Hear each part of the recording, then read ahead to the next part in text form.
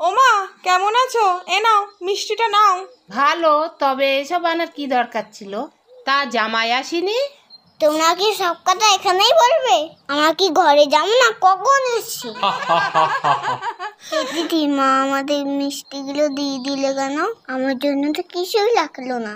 আরে পাগল, তুই শুভ বিজয়ের সবাইকে প্রণাম কর, তাহলে তোকেও মিষ্টি দেবে। দেখি মা একটু। থাক থাক মা, ভালো থাকিস। শুভ বিজয় প্রণাম করো সবাই। এ দিদি, কই মিষ্টি দিলে না তো?